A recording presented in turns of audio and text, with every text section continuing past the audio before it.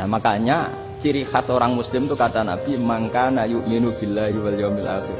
Jadi baik tetangga karena perintahnya Allah dan Rasul. Pentingnya apa? Bedanya karena berbuat baik ini perintahnya Allah, mbok tonggo apik lagi tetap apik karena perintahnya Allah dan begitu juga dengan hubungan dengan istri, dengan bojomu lagi cerewet lagi tetap apik. Karena dengan cara itu kita hanya tunduk kepada Allah dan Rasul.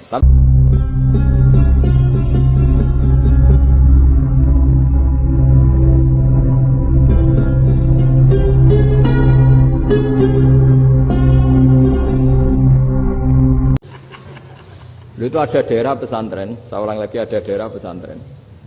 Didikon pengajian, monggo nekani pengajian, maca selawat ning omahe ganjaran padha wae. Ribet kan? Mau dibantah itu benar, mau dibiarin merusak tatanan. Jadi saya mohon sekali ya, jadi ilmu itu diperbandingkan supaya perbedaan-perbedaan itu biasa. Dulu Imam Malik itu punya murid namanya Imam Syafi'i. Itu dalam banyak hal. Itu perbedaannya tajam sekali. Ya saya ulang lagi, dalam banyak hal itu perbedaannya tajam sekali. Misalnya begini. Ini terakhir percontohan saya fikih, nanti dikaji sendiri. Ada seorang A'rabi, Ja'a A'rabiyun. Ini di hadis sahih diulang-ulang di semua Al-Kutubus Sittah ada peristiwa ini. Ja'a A'rabiyun ila Rasulillah sallallahu alaihi wasallam faqala ya Rasulullah ahlaktu. Qala wa ma ahlakaka? Qala wa qatu imraati fi nahari Ramadan. Ya Rasulullah, saya ini orang yang rusak. Kenapa? Saya ini hubungan intim sama istri saya ketika masih siang Ramadan. Singkat cerita orang ini dihukum berat sama Nabi. Hukumannya adalah karena dia membatalkan puasa ketika dengan hubungan intim. Sama Nabi dihukum kamu harus merdekakan budak. Wah, tidak mampu ya Rasulullah, saya tidak punya budak. Jadi ini bukti bahwa agama ini sangat sosial sehingga sebagian kafaroh harus memerdekakan budak.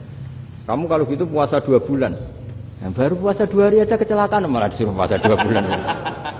Ya sudah kamu ngasih makan 60 orang miskin, saya ini orang paling miskin. Kok jadi sudah miskin agak hiper lah orangnya, poso-poso kok gitu. Itu kata ulama kalau orang Jawa gak mungkin makanannya tempe mendoan, gak mungkin itu. Di Jawa itu nggak mungkin lah, ada orang batal puasa karena hubungan intim. Ada istrinya nggak cantik, cerewet, sang lanang mangane mendoan, itu tidak mungkin, kecelakaan itu tidak mungkin. Tidak mungkin itu. Tapi kalau Arab mungkin karena makanannya apa?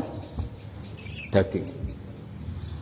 Singkat cerita, terus pertanyaannya gini, kalau batal biasa itu kan bayarnya puasa 1 hari. Tapi kalau batal pakai hubungan intim, pakai jima kalau dalam bahasa fikih itu kafarohnya berat, yaitu merdekakan budak atau puasa 2 bulan berturut-turut. Pertanyaannya gini, jima istri itu boleh loh tidak zina.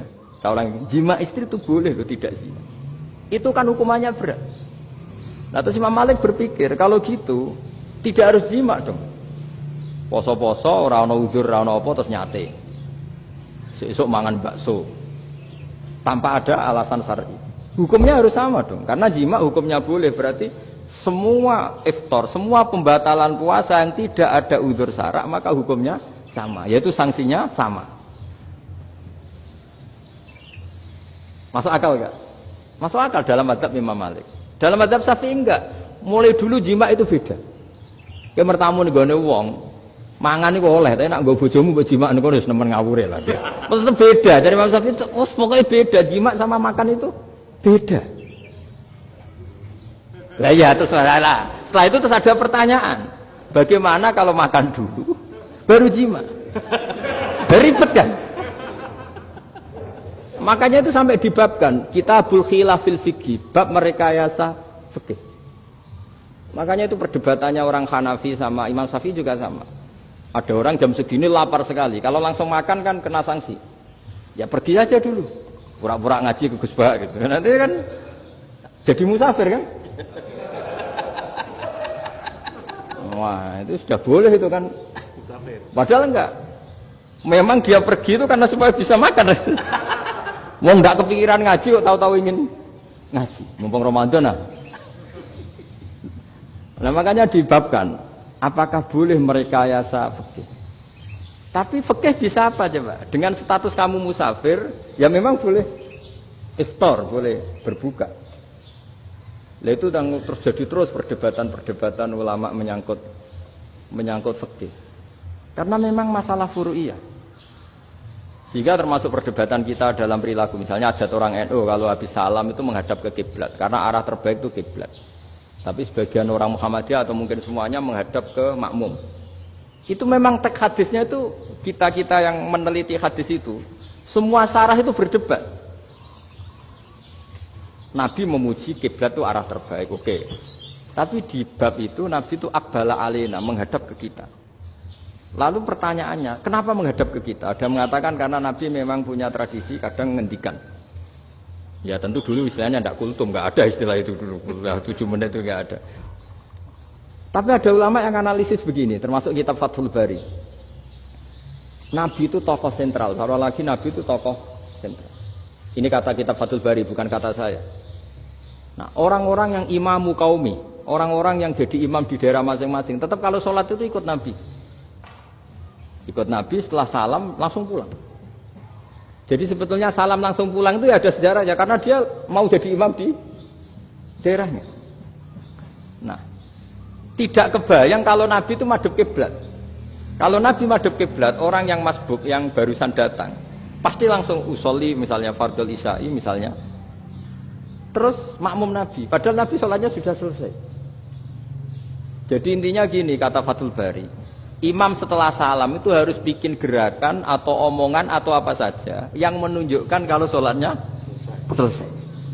Di antara gerakan itu adalah beliau harus menghadap ke hadirin atau menghadap ke utara, atau apa saja yang penting menunjukkan kalau sholat ini sudah selesai. Itu fikih. Jadi fikih itu cara menganalisis itu memang unik. Karena kalau Nabi tetap seperti itu, posisi pancet seperti itu, maka orang yang baru datang mengira Nabi masih sholat. Nah, pertanyaannya kalau mereka sudah takbir, malah sholatnya tidak sah. Kenapa tidak sah? Menggantungkan sholat atau mengikatkan sholatnya dengan orang yang sudah tidak sholat. Jadi menjadikan orang yang nggak sholat sebagai imamnya, kan nggak boleh. Maka Nabi harus memaklumatkan dengan gerakan itu bahwa beliau sudah tidak sholat. Karena orang datang dari berbagai daerah. Jadi nganalisis fikih, fiqhul hadis namanya. Itu ulama itu mau tidak mau debat. Karena pertanyaannya itu kenapa?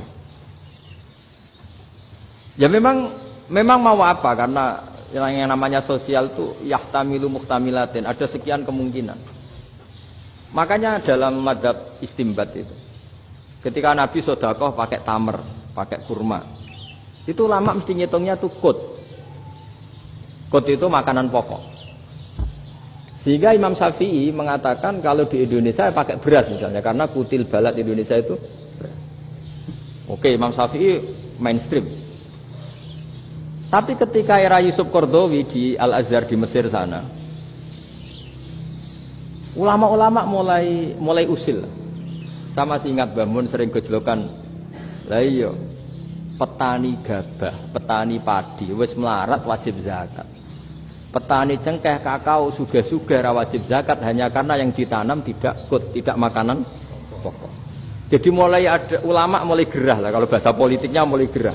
Yang petani miskin gara-gara yang ditanam padi wajib zakat.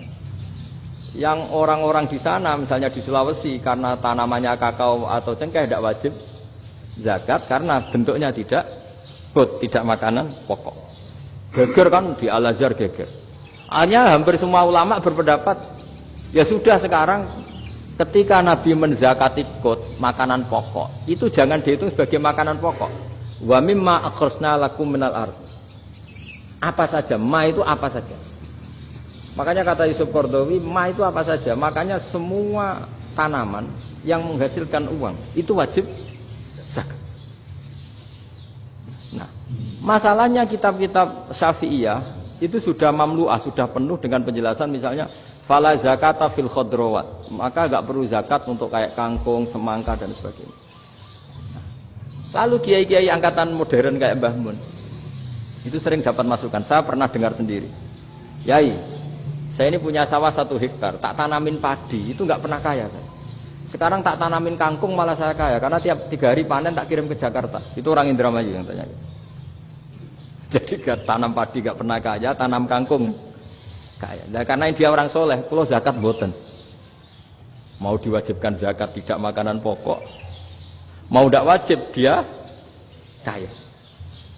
Semenjak itu perubahan di Indonesia ikut.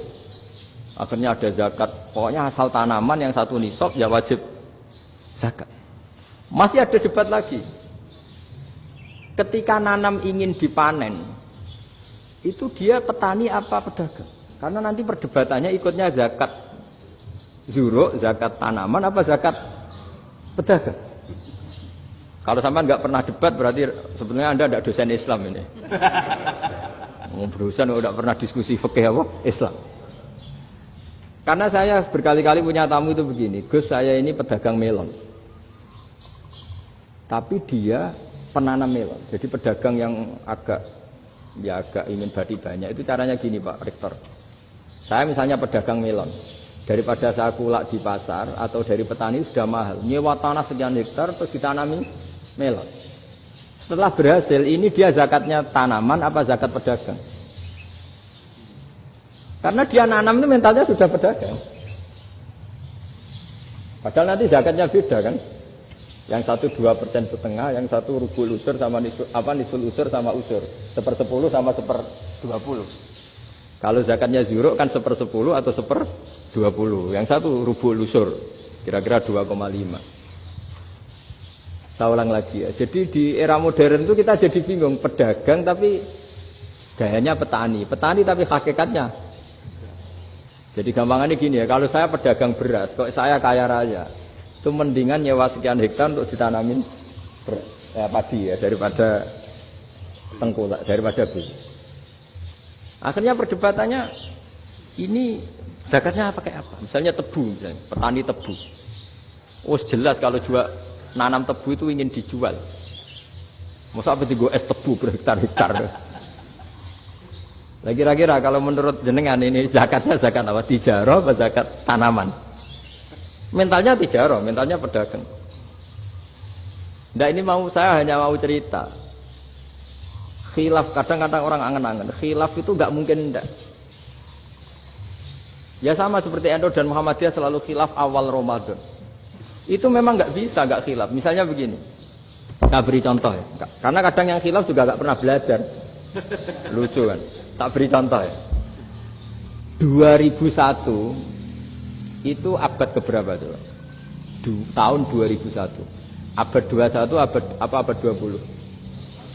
Abad 21. Jadi meskipun terpaut 1 tahun, padahal abad itu 100 tahun. Nah pikirannya orang-orang Muhammadiyah seperti itu. Hilal kalau sudah melewati garis ufuk, meskipun setengah derajat atau 1 derajat itu sudah ikut bulan berikutnya. Sehingga ya sudah meskipun sekian derajat sudah dianggap Ramadan. Nah pikirannya orang NU enggak.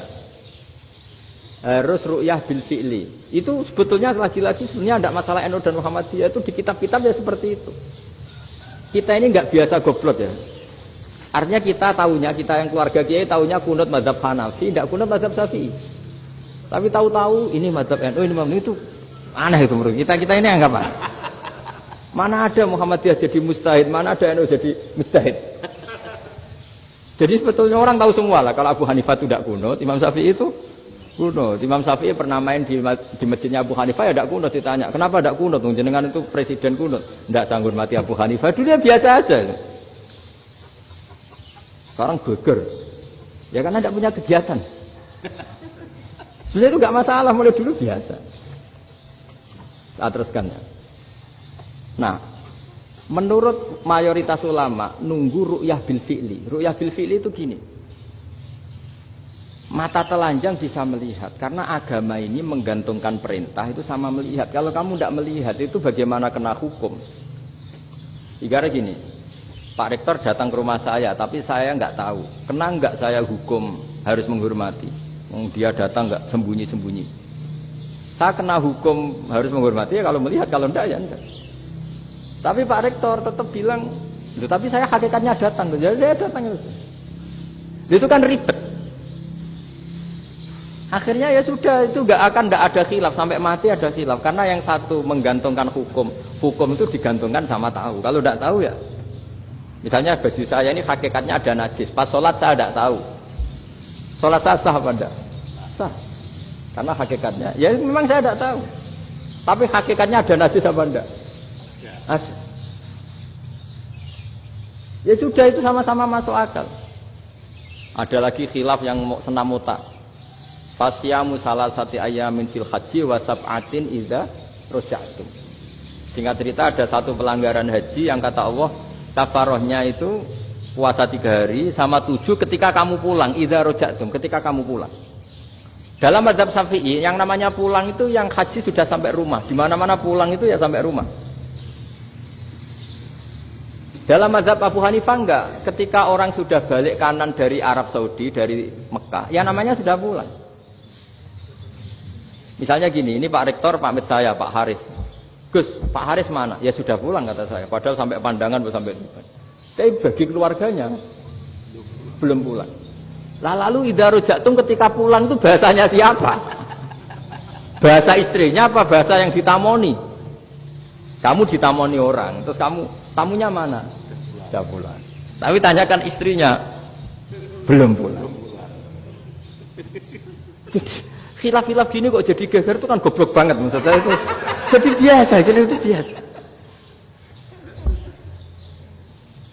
Jadi ya karena memang ini bukan masalah akidah, ini masalah furu'iyah, masalah fikih itu masalah furu'iyah. Mau tidak mau harus beda. Misalnya di sholat juga gitu. Wa ayyuku udin ko adal musolli sokat sholatu. Duduk dengan gaya apapun itu sholatnya sah. Jika sampean kalau haji atau umroh, orang Arab itu jenenge duduk ngenak awak di kursi. Duduk sopan ya hanya orang Indonesia loh. Kalau sholat itu masih duduk ala orang tahiyat. Kalau sampean di Mekah, duduknya pakai apa coba? Kursi ya? Oh enak sholat duduk. Karena memang takbirnya di fikih dengan duduk gaya apa saja sah. Makanya sengenak awak duduk di kursi. Ribet kan? Mau tidak disahkan itu namanya duduk. Mau disahkan masa iya soal Allah kok duduk santai-santai gitu. Tapi mau apa? Ini fikih. Ya saya ulang lagi ini fikih. Fikih itu ya sudah ini fikih. Makanya kalau ulama berdebat misalnya Abu Hanifah berpendapat sholat itu wajib baca Fatihah pasal Quran. Dalam mainstreamnya ya Fatihah karena la sholata liman lam yaqra bi Fatihatil kitab. Tapi cara Abu Hanifah enggak. Faqra'u ma tayassara minal Qur'an, bacalah apa saja yang mudah bagi kamu. Asal itu Quran. Penting gak gending Jawa, gak nyanyi lah. Ya sudah mau apa coba? Jadi ya susah memang kalau fikih itu ya sudah seperti itu. Ada lagi yang masih ekstrim misalnya. Yang namanya menyembelih hewan itu gimana coba? Dari hidup ke mati, apa pasti mati disembelih? Cara mazhab Imam Syafi'i yang namanya menyembelih itu penyembelian harus menjadi sebab kematian. Itu yang sah. Tahun lagi penyembelian menjadi sebab kematian yang syar'i. Sehingga beliau mensyaratkan hewan yang disembelih ini masih punya hayatun mustaqirrah, punya kehidupan yang normal. Sehingga kalau nggak disembelih ya hidup. Sehingga kalau ada hewan ketabrak truk kejet-kejet, mesti mati nih buat sembelih. Itu nggak sah karena nggak usah disembelih ya wes mati kan. Karena ini hanya nunggu koordinasi Israel kan, dia kejet-kejet itu kan prosedur itu. Tapi tidak disembelih pun mati. Tapi cara mazhab Malik enggak. Pokoknya anggere jek duwe nyawa jenenge kewan urip. Dengan kamu sembelih berarti matine mergo mbok sembelih. Meskipun nanti ya enggak usah disembelih ya mati. Coba hitung secara ilmu matematika. Kalau enggak disembelih hidupnya 5 menit. Gara-gara kamu sembelih hidupnya langsung mati. Terus dia matinya, cara di persidangan matinya disebabkan apa? Disebabkan disembelih apa kecelakaan? Loh, ya debat toh kamu. Sama-sama UMM aja debat.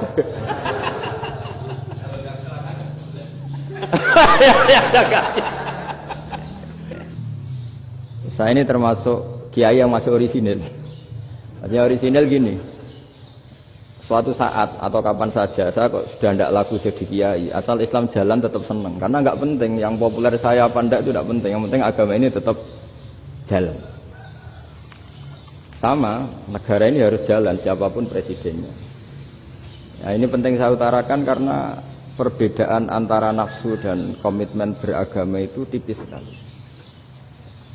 Sehingga dulu pernah ada cerita, ini bukti keadilan Rasulullah SAW. Pernah suatu saat Nabi itu ngaji, yang ngaji seperti ini. Terus ada pemuda dengan cueknya melewati masjid yang sedang dipakai Nabi ngaji. Singkat cerita semuanya ngomel ya, bergumam. Celaka betul pemuda itu, ada Nabi ngaji kok tidak ikut ya. Tapi Nabi secara besar hati ngendikan, ini ada di beberapa kitab di Fadhailul Kasbi, keutamaan kerja.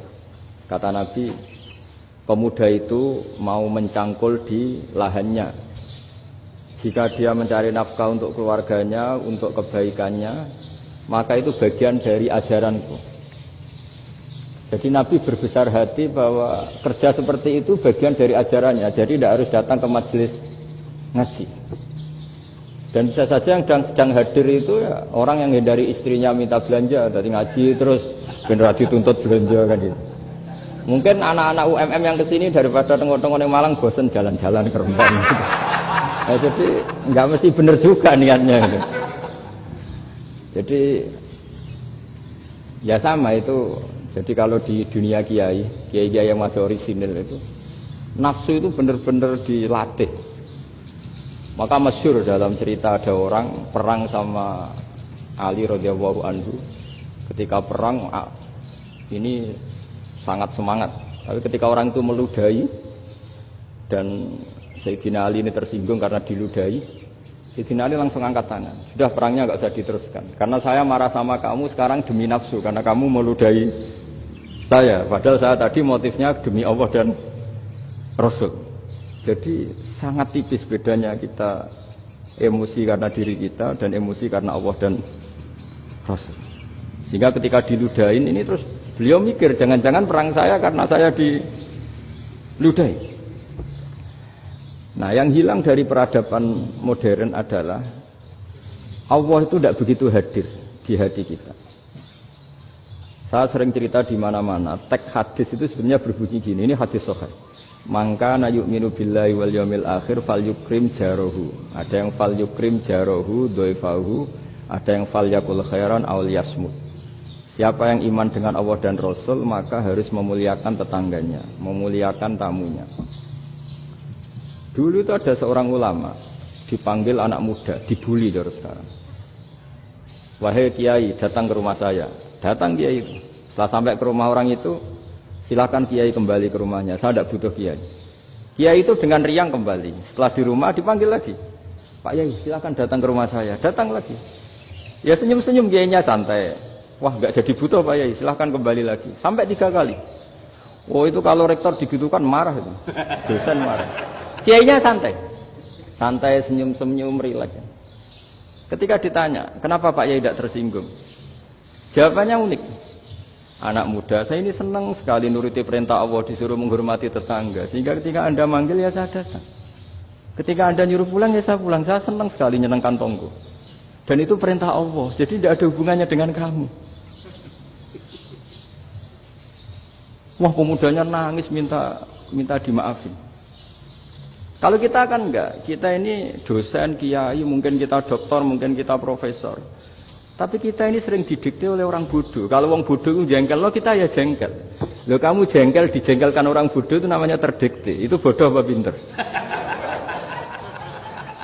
Wah itu tidak pinter sama sekali. Kalau betul-betul kamu pinter hanya bisa didikte oleh Allah Subhanahu wa Ta'ala. Jadi antara hukum Allah apa? Wa ahsin man asa'a ilaika, berbuatlah baik sama orang yang berbuat buruk sama Anda. Itu dikteannya Allah. Kalau dikteannya orang-orang bodoh kayak dimangkel ben mangkel, terus kamu mangkel. Itu bodoh apa pinter?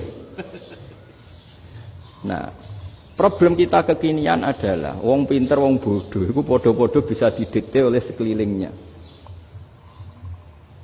Terus karuan wataknya perempuan seperti itu, wataknya anak-anak seperti itu, kita didikte. Anak-anak jengkelin kita mangkel, berarti kita didikte oleh orang bodoh. Makanya agama itu unik. Kadang ngendikan wa ahsin man asaa ilaika. Kadang wasil man qata'aka. Sambunglah orang yang memutus kamu. Karena dengan demikian kita hanya didikte oleh Allah Subhanahu wa ta'ala, bukan didikte oleh hukum sosial. Cara Jawane nak ngapiki tangga sing apik akeh tunggale. Berbuat baik sama yang berbuat baik pada kita itu, mbok orang fasik ya seperti itu, maling ya seperti itu, sama. Tapi kalau berbuat baik sama orang yang berbuat jelek sama kamu itu baru luar biasa. Dan memang teksnya hadis wa ahsin man asaa ilaika, berbuat baiklah sama orang yang berbuat buruk sama kamu. Jadi gak boleh orang didikte. Makanya ngaji di sini diantaranya saya akan cerita dalam sebuah hadis sahih, dalam hadis hasan yang diriwayatkan Imam Tirmidzi, ada kalimat dari Rasulullah sallallahu alaihi wasallam, dawe Nabi, la takunu imma'atan taquluna in ahsanan nasu ahsanna wa in zalamu zalamna walakin watti'u anfusakum in ahsanan nasu an tuhsinu wa in asa'u alla tadlimu. Kamu jangan jadi orang yang mudah diombang-ambingkan oleh orang sekeliling kamu, yaitu kamu mengatakan jika orang baik ke saya akan baik, jika orang buruk ke saya juga akan membalas buruk. Itu namanya Anda didikte. Tapi berkomitmenlah kamu akan berbuat baik meskipun orang lain berbuat buruk. Nah sekarang logika sosialnya begini. Kalau di Indonesia itu ada 1000 kiai, ada 1000 profesor yang ingin membenahi Indonesia. Rata-rata orang awam itu semau duit. Terus mereka mendikte kita. Perilakunya enggak simpatik, perilakunya jengkelin. Terus 1000 profesor ini ikut jengkel. Itu kira-kira jadi solusi apa goblok bareng? Sama 1000 kiai ini ikut jengkel. Ini jadi solusi apa goblok bareng? Goblok bareng. Nah problem sekarang kita ini biasa didikte orang bodoh. Nah makanya ciri khas orang muslim itu kata Nabi, mangkana yu'minu billahi wal yaumil akhir. Jadi baik tetangga karena perintahnya Allah dan Rasul. Pentingnya apa? Bedanya karena berbuat baik ini perintahnya Allah, mbok tangga apik lah kita tetap apik karena perintahnya Allah dan Rasul. Begitu juga dengan hubungan dengan istri, dengan anak. Mbok bojomu lagi cerewet lah ya tetap apik. Karena dengan cara itu kita hanya tunduk kepada Allah dan Rasul. Tapi kalau kamu, istri saya kalau baik ya saya baik, kalau enggak ya enggak. Berarti Anda didikte oleh perilakunya dia. Itu latihan, ya kalau dalam bahasa pondok latihan jadi wali itu yang paling berat. Nabi itu kalau sama orang munafik itu sabarnya Masya Allah. Padahal Nabi berso kalau orang itu orang munafik. Karena dengan cara seperti itu, bahwa kebaikan Nabi pada seseorang itu atas perintahnya Allah dan Rasul, bukan atas nama servis. Kalau Nabi hanya baik kepada Abu Bakar, itu mungkin orang bilang, wisadune wong Abu Bakar baik sama Nabi. Tapi kalau Nabi baik sama orang munafik, Abdullah bin Ubay bin Salul, itu kalau nggak perintahnya Allah dan Rasul itu nggak bisa. Nah ini cobalah berlatih seperti itu sehingga kita tidak mudah didikte. Ya saya ulang lagi nggak mudah apa? Didikte. Maka di antara kebaikan Allah dan Rasul adalah bahkan orang dolim saja diberi jatah rahmat. Makanya tadi seperti mukadimah yang dibaca Pak Haris tadi, agama ini rahmatan lil alamin. Orang yang dolim saja dapat jatah apa? Rahmat, apalagi yang soleh. Nah kemudian yang perlu dicatat, kenapa kita menjadi enjoy dengan Islam? Islam itu adalah agama yang tidak didikte oleh materi. Jadi kalau Anda ingin makan enak, mungkin kalau pikiran kebanyakan orang, anak-anak muda yang milenial, yang gaul, ingin makan enak ya makan yang disukai. Misalnya sate atau bakso Malang atau apa. Kalau orang-orang yang jadi wali gak gitu cara berpikir. Ini yang masih orisinil. Ditanya, ini dunia baru kesulitan makanan, baru resesi. Cara makan enak gimana? Jawabannya lucu. Ya gampang, idamuhu alju. Idam itu lauk. Kalau kamu ingin makan lauknya paling enak apa? Alju. Kamu harus lapar banget. Sampai kalau puasa itu melihat tempe itu wah luar biasa. Tapi kalau kamu nggak puasa, air putih itu nggak menantang. Tapi kalau puasa, tempe air putih itu menarik dan Anda tetap lahap. Apa? Karena lauk terbaik adalah alju, yaitu lapar. Nah tapi kita ini enggak, kita ini kayak orang bodoh.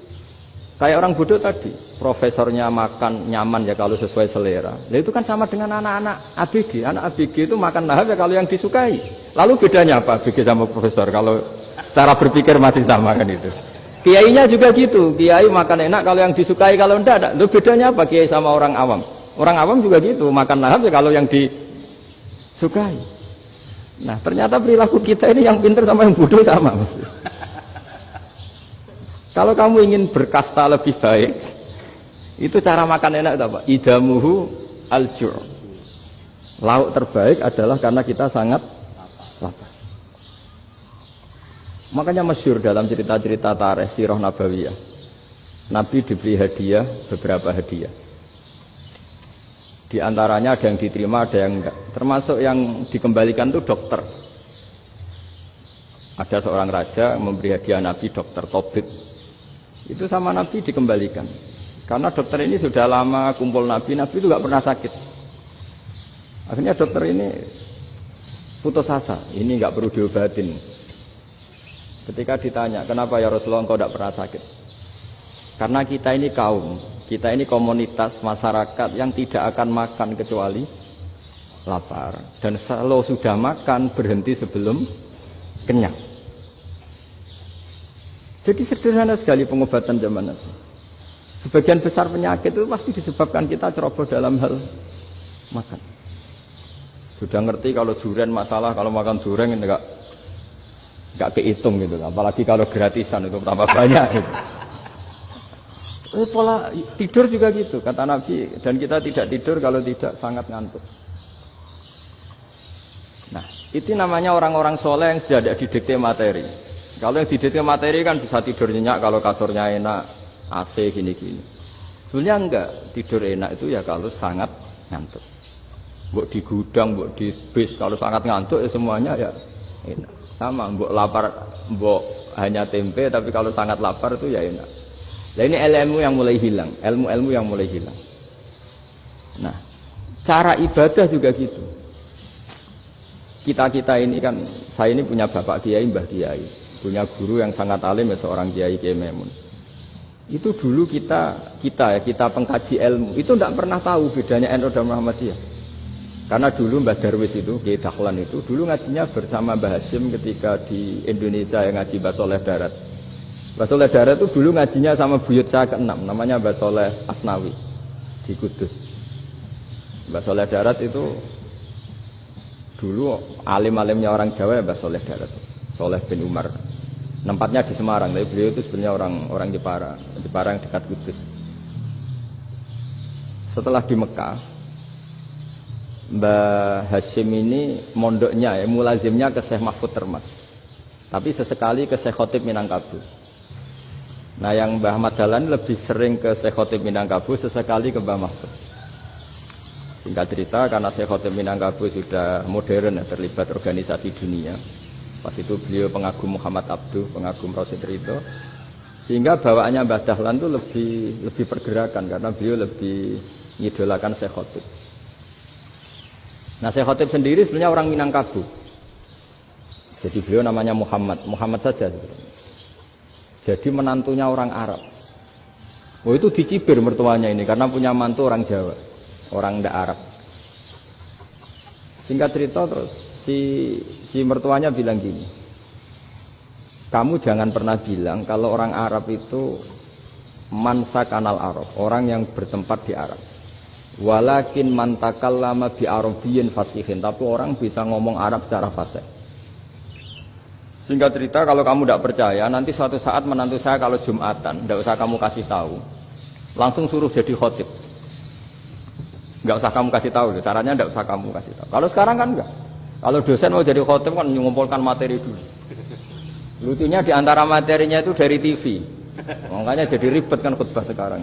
Kalau musim corona ya akan ngomong corona, musim apa yang ngomong apa. Jadi lagi-lagi didikte oleh media. Sebenarnya kalau ngomong kan sesuai kebutuhan umat, ini obatnya apa. Tapi enggak sesuai trending topik, itu kan kayak anak-anak gaul. Ini dokter kok gitu kan aneh. Singkat cerita si khotib ini enggak dikasih tahu, saya Muhammad tadi enggak dikasih tahu, langsung disuruh khutbah. Fatakallama bikalamin fasihin. Dia ngomong fasih sekali. Bahkan ngalah-ngalahi fasihnya orang Arab asli. Semenjak itu beliau dapat gelar Al-Khotib, orang yang cakap berpidato berkhutbah. Hanya terus desa Khotib Al-Minangkabau. Jadi orang Indonesia itu luar biasa. Dulu yang namanya orang Indonesia di Arab Saudi itu dihormati sekali karena yang kesana itu pasti ulama. Sudah alim di Indonesia kesana, termasuk Mbah Ahmad Dahlan, Mbah Hashim dulu karena sama-sama muridnya Mbah Soleh Darat. Lama-lama yang kesana itu TKI TKW itu ya mulai agak dibully. Dulu Syekh Nawawi di antara ijtihad yang dihormati itu beliau mengkritik nyuwun sewu orang yang kan orang biasanya normalnya kan muji orang mati syahid. Hebat orang mati syahid itu hebat gini. Oke, kita sepakat orang mati syahid itu hebat. Tapi kata Imam Nawawi dengan syarat niatnya itu li'ila'i kalimatillah dan itu bawaan takdir. Saya ulang lagi, itu bawaan takdir, harus mati di medan perang. Tapi tidak boleh seseorang ini niat perang tapi niatnya supaya syahid. Karena kalau begitu berarti dia berniat supaya menjadi maktulal kafir, orang yang dibunuh orang kafir. Kedua, dengan dia mati berarti pasukan Islam berkurang. Berarti dia ingin pasukan berkurang, hanya ambisinya dia ingin langsung ke surga. Misalnya pasukan orang Islam itu 10, orang kafir 10. Kalau kamu ingin syahid berarti mati 1 kan, tinggal 9 kan. Nah kalau yang seperti itu 10 kan mati semua. Gara-gara ingin syahid akhirnya perangi rapati tenanan, benang mati, benang mlebu swarga. Kata Syekh Nawawi, ya enggak. Kalau kamu perang sama orang kafir ya niat menang.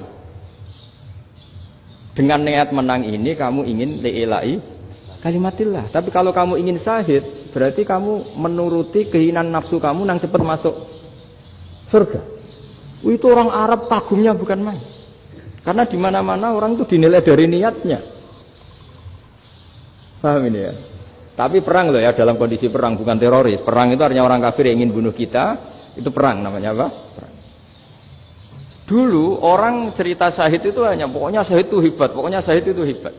Syahid di medan perang itu hebat, pokoknya syahid di medan perang hebat. Tapi ketika Syekh Nawawi memberi penjelasan ilmiah, jika kamu perang ingin cepat mati, ingin cepat syahid, artinya ini untuk pemenuhan diri kamu, karena kamu bayangkan langsung masuk surga. Kamu lupa bahwa dengan kamu dibunuh, kekuatan Islam berkurang. Akhirnya beliau memberi penjelasan, syahid itu bagus, itu sebagai takdir. Hanya takdir itu kita perang yang ingin menang, tapi takdirnya mati.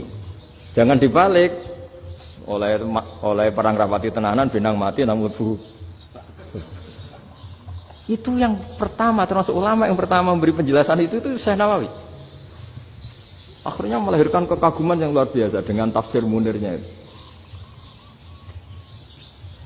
Terus beliau itu orang yang rileks kalau menjelaskan ilmu. Ini ya juga guru-gurunya Mbah Hashim, Mbah Guru sama Mbah Hashim sama Mbah Ahmad Dahlan Syekh Nawawi. Jadi dulu yang alim di Arab itu ada Syekh Nawawi, ada Syekh Khotot Minangkabau, ada Syekh Bakir Jogja, ada Syekh Mahfud Termas. Itu orang Indonesia banyak sekali yang alim. Bahkan diantaranya yang dikagumi Al-Azhar itu juga orang Indonesia, nama Syekh Abdul Manan, itu mbahnya Syekh Mahfud Termas. Itu pertama ada duta besar Indonesia di Mesir, itu termasuk barokahnya Mbak Abdul Manan tadi, itu juga orang Indonesia. Jadi pemahaman ulama Indonesia itu khas, termasuk ketika memaknai apa? Syahid. Ketika memaknai apa? Syahid. Itu unik. Ketika Syekh Nawawi diuji dulu itu yang namanya ulama diuji dulu oleh 100 ulama. Jadi dulu ya ada kompetisi. Imam Bukhari diakui jadi ahli hadis itu diuji oleh mi'atu muhaddisin, 100 orang ahli hadis. Sanad dibolak-balik, matanya dibolak-balik, tapi beliau tetap bisa mengembalikan proporsi sanad itu. Syekh Nawawi pernah diuji gini. Ayul afdol al ulama awe salatin. Keren mana ulama sama raja atau sama orang-orang kaya, sama penguasa? Ya keren ulama. Dibully sama orang. Tapi setahu saya banyak ulama yang antri di rumahnya raja, tapi saya tidak tahu melihat raja antri di rumahnya ulama. Kan kebanyakan kan mungkin ustadz atau kiai yang antri ngajukan proposal kan enggak. Ya, kalau raja kan enggak pati itu, malah enggak usah antri, kiainya sudah nyambut sebelum datang. Jawabannya lucu Syekh Nawawi itu, dan yang tanya itu langsung diem. Ya karena ulama itu tahu fungsinya uang, sehingga cara nyari sampai seperti itu. Sementara raja-raja itu tidak tahu fungsinya ilmu, makanya tidak pernah sowan ulama. Sehingga, jadi ya dianggap enteng saja. Ulama kan tahu fungsinya uang, tahu untuk pondok, tahu masjid. Sementara raja tidak tahu fungsinya ilmu. Jadi itu khas Jawa ya. Khas Jawa, khas Indonesia. Apa-apa yang menurut orang banyak dengan tanda kutip itu buruk atau baik, itu orang Jawa menafsirkan tuh gampang saja. Sehingga semenjak itu Jawa itu dipandang betul. Saya punya kitab namanya Qadayal Haji wal Umrah. Itu terbitan Hayatul Ulya Arab Saudi milik Wahabi. Itu diantara fatwa yang dipakai untuk solusi muskilatul haji, problem-problem haji kekinian. Itu fatwanya syekh-syekh yang dari Indonesia, termasuk Syekh Khotib Minangkabau, Syekh Nawawi Banten, Syekh Bakir Nur Jogja. Misalnya begini, dalam fatwa-fatwa yang menyulitkan kita ya, sampai sekarang jadi perdebatan. Ketika sofa dan marwah itu dengan batas tertentu, saya ulang lagi dengan batas tertentu, mau tidak mau atas nama kebutuhan, itu kan butuh perluasan. Karena kalau naik turun itu mudah disepakati ulama. Jadi misalnya gini ya, saya punya tanah seluas ini. Pasti orang akan mengatakan sampai bawah ya tanah saya, sampai atas tanah saya. Itu mujma' alaih, itu disepakati. Sehingga Nabi ngendikan al-Ka'bah min tuhumil ardi ilas sama Ka'batun. Ka'bah sampai ujung bumi, sampai ke aras semuanya Ka'bah.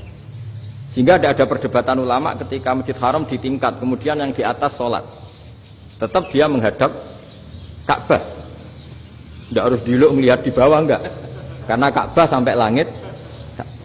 Sama, tanah Anda kamu tingkat sampai 10, enggak ada tetangga protes. Karena bawah sampai atas tanah Anda. Tapi kalau diperluas, tanah Anda kamu luaskan setengah meter saja atau 3 cm saja, iso geger mbek tonggo. Karena di mana-mana batas itu ya tadi, kalau atas bawah miliknya, kalau samping enggak. Pertanyaannya, perluasan Mina itu ke samping. Perluasannya Matof yang Mas'a itu juga ke samping. Geger kan ulama dunia. Bagaimana hukumnya Mina Jadid? Mina yang diperbarui atau Mina yang diperluas. Itu diantara rujukan baik yang membolehkan maupun yang menentang. Itu ya syekh Indonesia. Itu orisinal tuh. Saya punya kitab orisinal terbitan Hayatul Ulya, kira-kira ya kemenaknya Arab Saudi kalau di Indonesia itu. Itu yang dirujuk dawuh Syekh Nawawi, dawuh Syekh Khotib Minangkabau. Karena apa? Ada logika khas Jawa. Misalnya begini. Meskipun saya tidak perlu fatwa Mina Jadid sah apa enggak, memang jadi perkhilafan ulama. Misalnya kampung ini dinamai Mina. Pertanyaannya gini, tanah yang di samping ini bisa milik Anda apa enggak? Ya bisa Gus kalau dibeli atau dihibahkan. Berarti tanah di samping Anda menjadi milik Anda karena ada proses pengambil alian lewat beli maupun hibah. Nah masalahnya ini negara itu berhak menganeksasi atau memasukkan ini sebagai Mina. Itu ulama Jawa kalau ditanya, alasannya apa? Fa innal muttasila bis-syai' hukmu dzalika syai'. Karena yang gantet, yang mutasil itu bisa dihukumi seperti sesuatu itu. Jadi kalau ini Mina, ya yang gantet Mina ini ya bisa dikatakan Mina. Beda dengan membuat Mina Malang Mina, wah itu tidak bisa, tidak mutasil kan?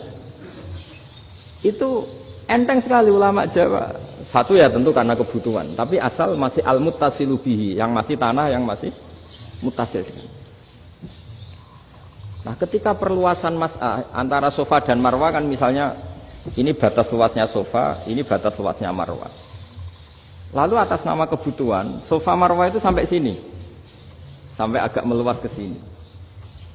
Itu geger Arab Saudi. Wah, ini gimana?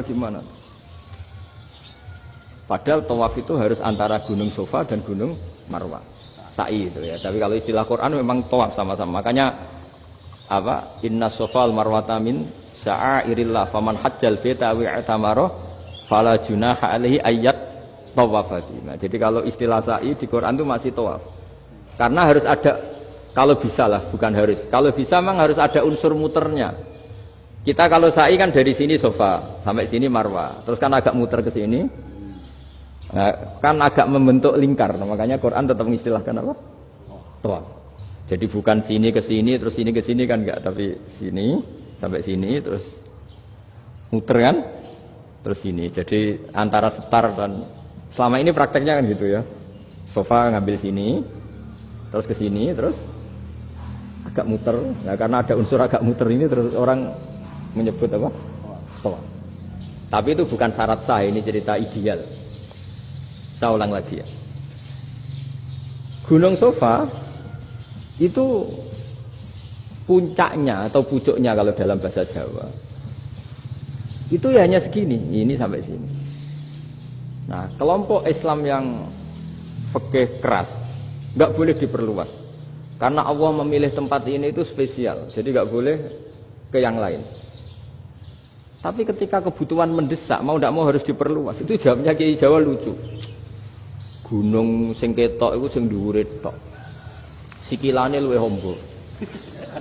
Jadi karena kita kan gunung kan bentuknya gini.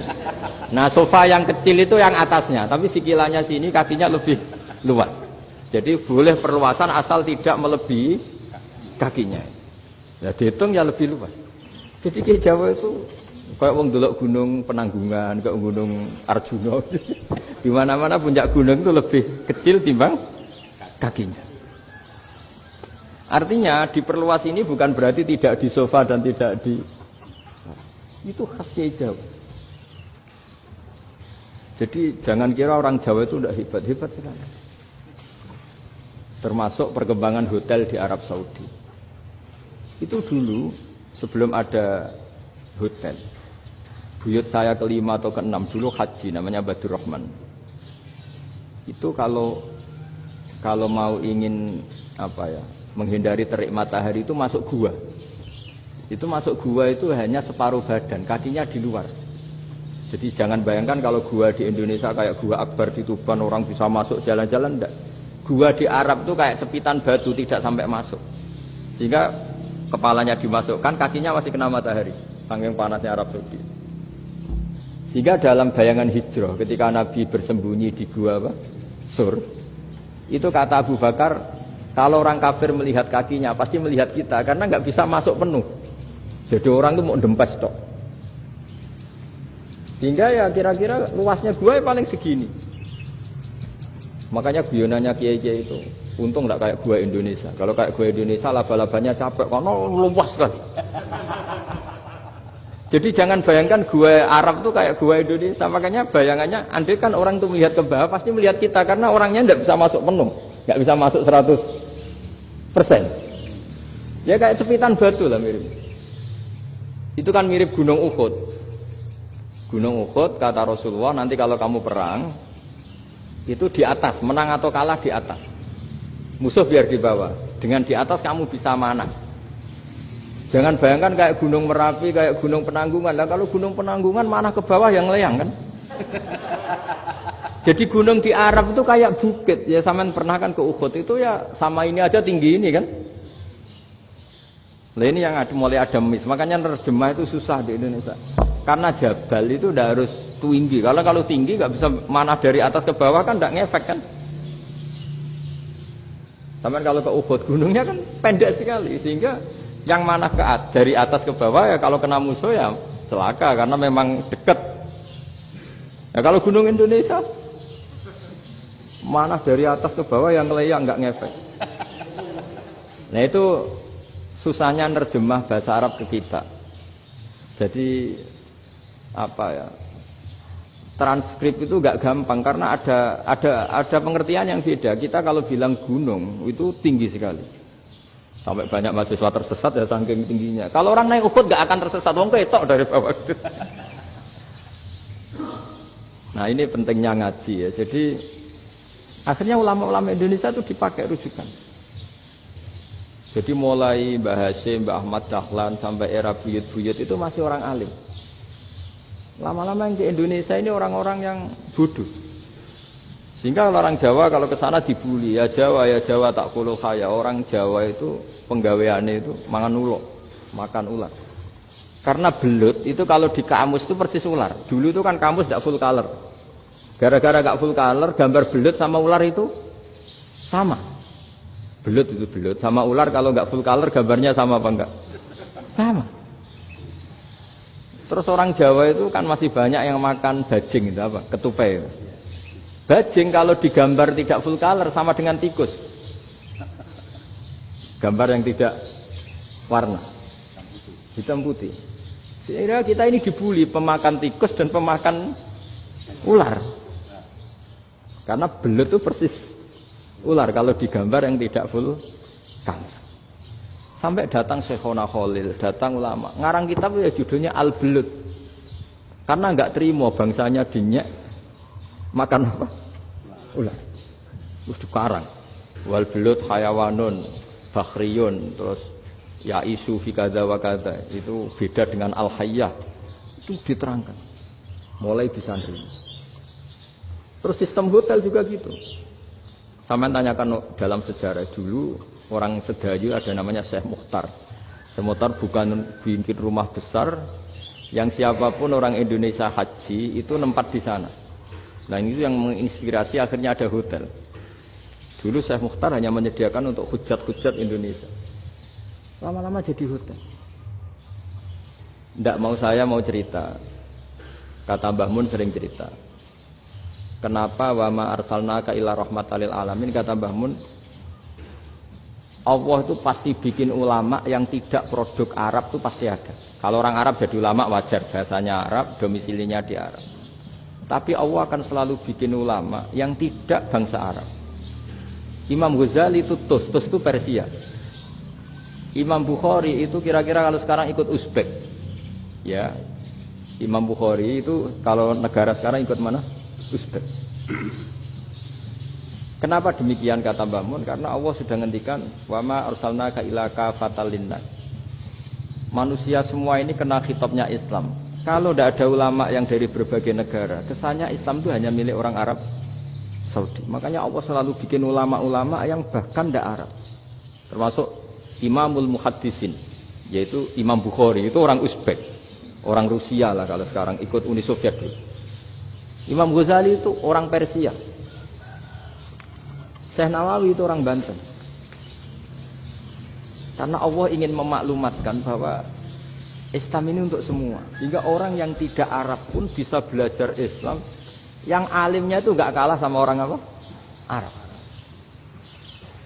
Makanya ini PR ya. Kalau Gus Dah Ploso nanti ngendikan suatu saat orang belajar Islam itu bahkan orang Arab pun bisa belajar ke Indonesia. Kalau orang Indonesia bisa alim betul kayak dulu. Sekarang banyak liga antar ulama. Itu orang Indonesia pasti masuk. Ulama-ulama top dunia. Itu pasti orang Indonesia banyak yang masuk. Karena tadi ketika orang Indonesia baca kitab, itu orang Arab itu kagum. Kok bisa tidak bahasanya baca secara benar? Bukan sekedar bisa baca secara benar. Karena memang dilatih sedemikian rupa di pondok-pondok.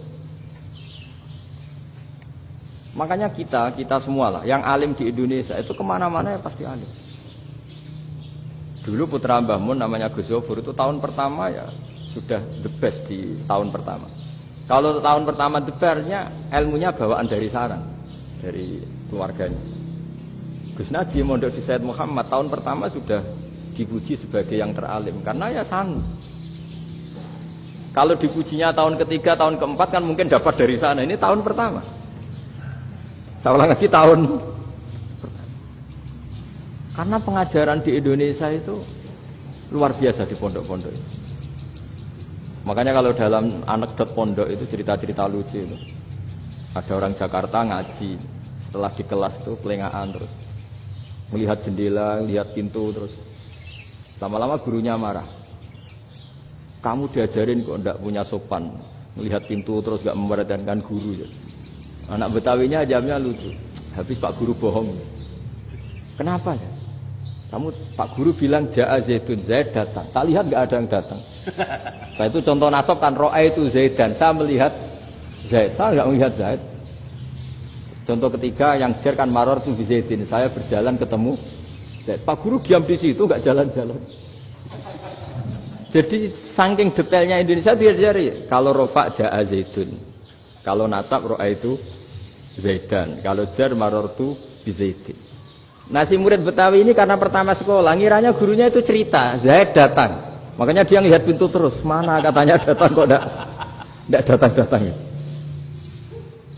Nah, dengan latihan seperti itu, kemungkinan orang Indonesia salah itu kecil karena memang dilatih betul. Saya ulang lagi karena memang dilatih betul. Sehingga ketika orang Indonesia ini yang cerita seorang wartawan, ini kisah nyata. Kalau ini tidak anekdot, kisah nyata. Ada wartawan internasional ngeliput Ramlah itu di Gaza, di Palestina. Wartawan Indonesia ini hanya bisa bahasa Inggris. Dijak ngomong bahasa Arab. Terus dia bilang saya tidak bisa. Saya tidak bisa, saya bisanya ngomong Inggris. Tapi apa yang terjadi setelah sholat, si Indonesia ini jadi imam pakai sholat jariah lagi. Baca bismillah benar, bismillahi jar karena mudhof ilaih. Terus ketika iktidal ya benar, Rabbana lakal hamdu mil'us samawati wa mil'ul ardi benar. Ketika tahiyat ya benar, at-tahiyatul mubarakatuh sholawat. Sama orang Arab ini diambungi. Orang Arab kalau senang orang itu dicium. Kamu tawaduk, sebenarnya kamu itu ahli bahasa Arab. Karena orang Indonesia sekali sholat itu nggak ada yang salah. Meskipun benarnya karena hafalan, tapi bagi yang ahli nahwu itu hebat. Misalnya kita kalau ngapalkan kan bismillahi, bismi jar karena ba, Allahi jar karena mudhof ilaih, ar-rahmani jar karena sifat, ar-rahimi karena sifat, alhamdu rofa karena mubtada, lillahi jar karena ada huruf jar li, robbi jar karena sifat. Sebetulnya tidak karena pinter, tapi karena hafalan. Tapi orang Indonesia hebatnya itu benar terus. Rabbana lakal hamdu. Ya kan, alhamdu rofa, terus mil'us samawati ya rofa karena sifat. Sehingga terus orang Indonesia kalau sholat di Timur Tengah itu dipuji. Karena makhrajnya ya benar, rofa nasabnya juga benar. Nah itu di negara lain tidak ada enggak Indonesia. Orang Cina itu sering bikin marah orang-orang Arab karena kalau dongo itu enggak fasih kayak orang Indonesia. Orang Indonesia kalau dongo ya Allahumma tohhir qalbi. Orang Cina ini yang jadi guyon di Arab. Allahumma tahir kalbi gitu. Itu kan bedanya jauh. Itu orang Arab pertama membiarin. Lama-lama kalbun entak gitu. Maksudnya asu-asumu gitu. Karena dia bilangnya qaf itu kaf. Jadi kalau Allahumma do Allah tohir, kalau aturi nyucekno panjenengan kalbi ing asu ingsun kan. Tapi kalau qalbi itu ati ingsun, tapi kalau kalbi anjing ingsun. Bedanya qaf sama kaf. Ana Arab kalbun entak. Asu-asumu maksudnya kan. Tapi padahal orang Cina itu paling dilihat teksnya ya pakai qaf. Orang Indonesia enggak, mulai kecil dilatih sak fase-fase. Sampai ya sulit betul latihan Fatihah itu. Kalau di Kudus malah sampai 3 bulan Fatihah itu. Sampai at-tahiyyatu, kurang bersih. At-tahiyyat sampai itu. Sampai ada cerita itu orang dipanggil maftuhin itu enggak melengak, harus maftuhin. Baru melengak. Tapi barokahnya itu orang Indonesia kalau dongo memang benar-benar Allahumma tohhir qalbi. Ya Allah sucikan hati kami, bukan tahir kalbi. Karena sekali jadi kaf itu maknanya anjing saya. Ya Allah sucikan anjing. Jadi ini orang Indonesia. Jadi kata Mbah Mun, dawe Mbah Mun, illaka fatal linnas, bahwa agama ini milik semuanya. Itu diantara bukti Allah menghendaki atau mendesain Islam seperti ini, orang yang belajar di Indonesia itu pengetahuannya Islam, pengetahuannya tentang Islam itu tidak kalah sama yang belajar di Al-Azhar, sama yang belajar di Arab Saudi. Makanya ini PR-nya UMM, PR-nya IAIN, PR-nya UIN. Bisa enggak sealim mereka dalam bahasa Arab? Nah, bahasa Arabnya man anta, ana zaidun. Jangan sampai, karena kita di sana ini kadung dibully. Orang Arab tuh kalau bully kita, sampai tak kasih cerita. Oh, itu ngawurnya Masya Allah. Kata dia, ada anak orang Indonesia haji. Si anaknya orang Indonesia dijotos sama anaknya orang Arab. Dijotos, dipukul. Singkat cerita terus si orang Indonesia nggak terima, anaknya yang orang Arab dipukul. Yang balas bapaknya. Orang Arab tanya, lima ada dorobta ibni, kenapa kamu mukul anak saya? Itu orang Indonesia bahasa, wah aku biasa. Jadi hanya bilang gitu. Artinya anak saya dihada ya maka tak ada. Bahasa Arabnya gitu. Anak saya dipukul maka saya balas mukul. Itu orang Arab mantuk-mantuk oh gitu. Paham? Suatu saat ada orang Indonesia itu sama orang Arab itu dilus-lus itu ya digini-giniin. Karena dia latihan bahasa Indonesia, latihan bahasa Arabnya itu masih mufrodat. Jadi kalau mengartikan yadun itu tangan, saro itu jalan. Jadi kalau jalan ya saro-saro. Roksun itu kepala, ana itu ingsun. Jadi karena dia nggak ngerti penggunaannya, itu bahasa Arabnya itu yadun anta. Jadi bukan yaduka tapi yadun anta. Berarti tangan kamu. Saro-saro itu jalan-jalan. Ala roksi ana yang atasnya sirah ingsun. Jadi mestinya yang benar kan yaduka saro ala roksi atau gitu. Tapi enggak dipotong-potong. Yadun tangan kan anta kamu, berarti tangan kamu. Saro-saro jalan-jalan. Roksun itu sirah, anak ingsun. Jadi di atas kepala saya. Orang Arab tertawa-tawa. Tapi paham. Kalau masuknya seperti itu. Jadi kita ini dibully di Arab itu Masya Allah. Jadi akhirnya lahirlah ulama-ulama tadi yang saya sebut tadi. Bahkan pernah lama sekali ulama Indonesia itu jadi master di Arab Saudi, yaitu Senawi Banten. Itu kalau orang sana bilang itu Sayyidu Ulama Il-Hijaz, top-topnya ulama Mekah Madinah, padahal beliau orang Indonesia dan dimakamkan di Ma'la itu dekat makamnya Sayyidah Khadijah karena sangat dihormati. Nah di antara sebab dihormati adalah ketika orang memahami syahid maknanya pokoknya maktulal kafir. Syahid itu adalah orang yang kalau perang itu mati di medan perang. Itu Imam Nawawi merinci secara detail. Kalau dia perang supaya tujuannya mati syahid cepat ke surga, berarti dia nuruti hadzun nafsi, ingin cepat ke surga. Tapi dia lupa bahwa dia dengan terbunuh pasukan Islam berkurang kekuatan. Maka syarat perang yang benar adalah ya ingin menang. Di mana-mana perang ya li'ilai kalimatillah supaya kalimat itu menang, jangan ingin kalah. Soal dia mati takdir, tapi jangan ingin mati. Wah itu terus dikagumi. Ternyata memang, oh iya ya kalau pasukan Islam 10, kafir 10, kita ingin syahid, berarti ya kalau orang ingin syahid kan terus mungkin perangnya ada hati-hati, main ngawur saja terus kalah mati. Sudah apa kalong satu kan, terkurangi satu kan. Nah kalau semuanya 10 punya niat gitu, nah itu Senawawi. Senawawi itu orang yang begitu gampang nerangkan Quran. Bahkan ketika orang Arab kesulitan ngartikan famathaluhu kamathalil kalbi in tahmil alaihi yalhas aw tatrukhu yalhas. Orang tomak itu ibarat kayak anjing. Anjing itu kamu kasih makan ya tetap melet, menjulur-julurkan lidahnya, kamu ndak ya ndak. Imam Nawawi ditanya, "Ma wajusibbi?" Lalu wajah tasbihnya di mana? Beliau menjawab, "Fit tomak." Jadi anjing punya dua sifat yang berlawanan. Di bab ilmu dipuji. Enggak ada hewan yang mudah menerima ilmu kayak apa? Anjing. Sehingga Quran mengistilahkan wa ma 'allamtum minal jawarihi mukallibin. Hewan yang mudah diajari itu oleh Quran dibahasakan sudah menganjing. Karena anjing adalah hewan yang paling mudah apa? Diajarin. Itu diakui oleh Quran wa ma 'allamtum minal jawarihi mukallibin. Ya, ngoten mawon. Assalamualaikum warahmatullahi wabarakatuh.